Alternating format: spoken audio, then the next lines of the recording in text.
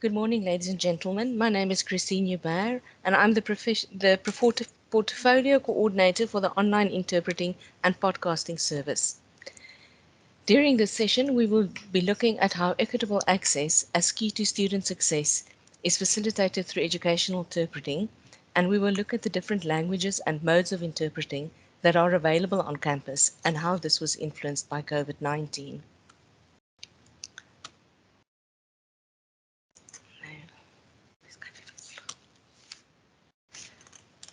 Oops, sorry. There we go.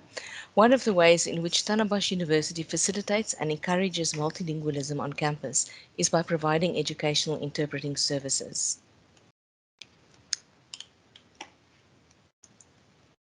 The interpreting service, as part of the Language Center, provide linguistic support to students in the form of real-time online interpreting through MS Teams, as well as audio translation of podcasts or audio recordings.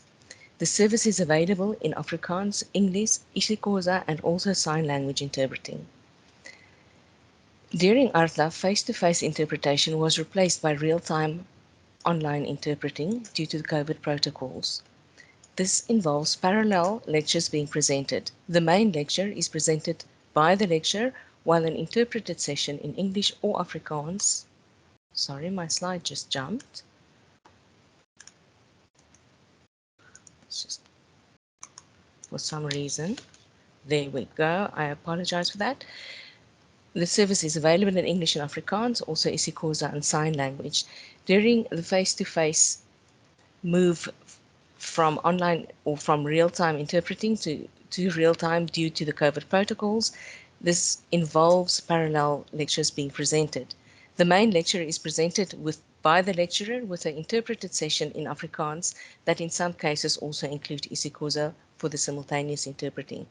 The interpreters share the screen of the lecturer's session, offering students the opportunity to listen to the interpreters while viewing the English session. ROI sessions are also recorded and made available after the lecture to ensure that connectivity problems do not become a hampering or a hindering to access. Students can also access the recordings on Aanlyn on the data-free platform at their own convenience.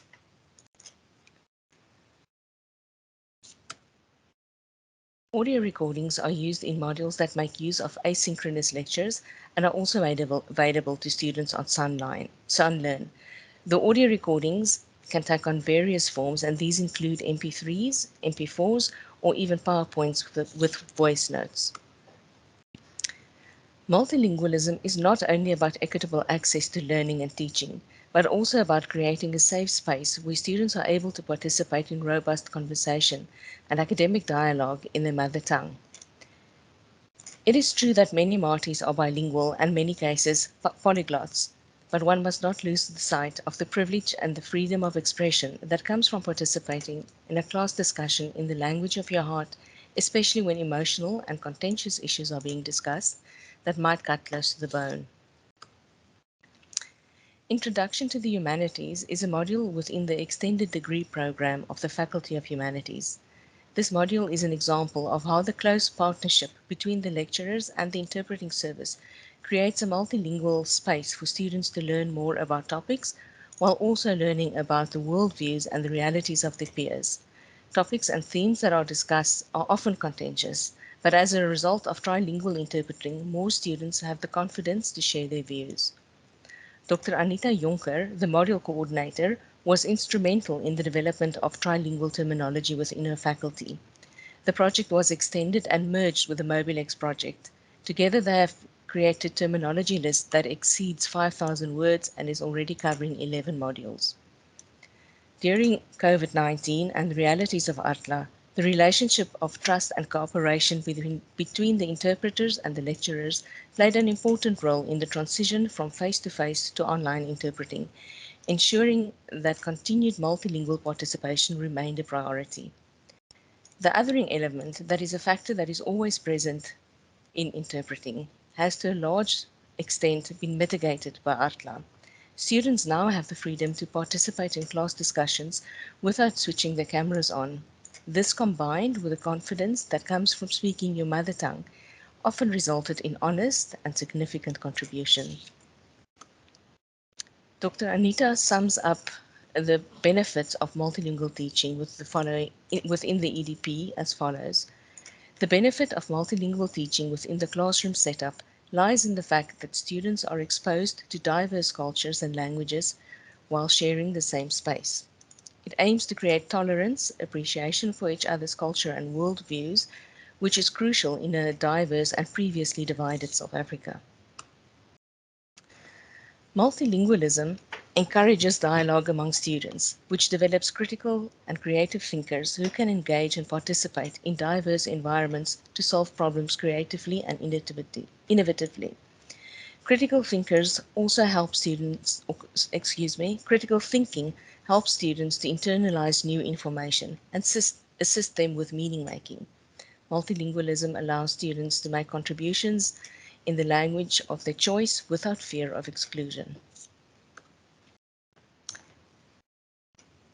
Through dialogue, students come to realize and understand that there are different views to consider, which necessitates the learning of new information and sometimes even the unlearning of the old. Students make meaning through different dimensions of awareness and understanding, and are more likely to understand their experiences when they know under which conditions a new idea is true or justified.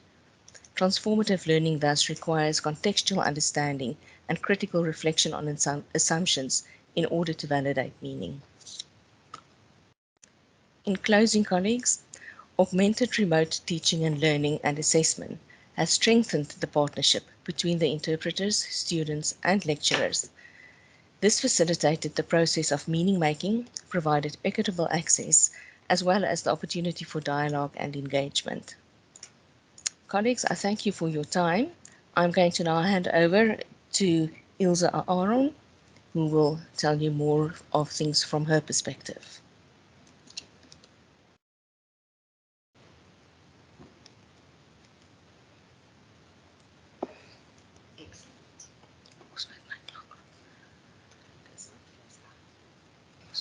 Goeiemôre aan almal. Ek wil graag vandag met julle my persoonlike ondervinding deel. Van die aanlyn spasie wat ek aangewoond moes geraak het van verlede jaar af. As studente was ons baie gewoond in die verlede om in die klas persoon tot persoon kontak te hê. En alles het nou verander vandat ons aanlyn begin werk het. En soms was dit baie oorweldigend vir ons. And it sometimes just made it much easier for us to be in a physical space, right? Where we could socialize with other students, where we could socialize with the interpreters as well as with the lecturers. And it became a huge adaptation for us to not be able to socialize because everything became online. And I must say that there are so many people who are privileged enough to have access to Wi-Fi networks where they are, and the university did provide, in all fairness, access to data for all students, and that did make it much easier for us to participate. Another difficulty that we experienced, or that I experienced, was when we had to move from the in-person space to the online space. There were often times that classes were happening at the same time. So there were issues in terms of that. So there would be 2 math classes at the same time. However, I was allocated to a specific group and I didn't know which group I had to go to. We eventually sorted it out with the lecturers, and things became easier. I think it was also more difficult for the interpreters because we would always discuss terminology before the actual class would start. But unfortunately, with everything being online, it was harder because preparation was different and more difficult since the interpreter only had access to us during the online class. So as a deaf individual and a deaf student, I had to adapt to the online space, and I had to start coping so that I could continue my learning. And it's, as always,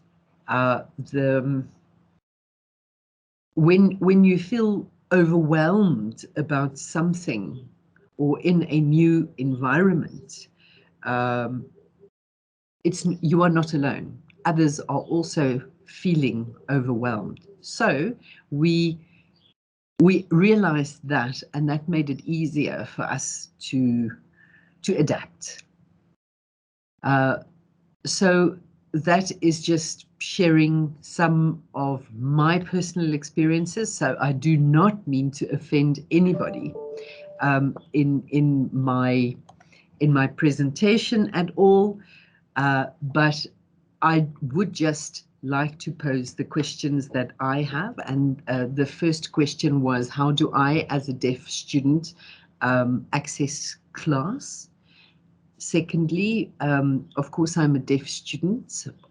So what are the challenges that I face as a deaf student? Thirdly, how can I say this? How do we involve the South African Sign Language interpreter within my academic life? So those are the three questions that I would like to propose be discussed within the breakaway sessions. Thank you.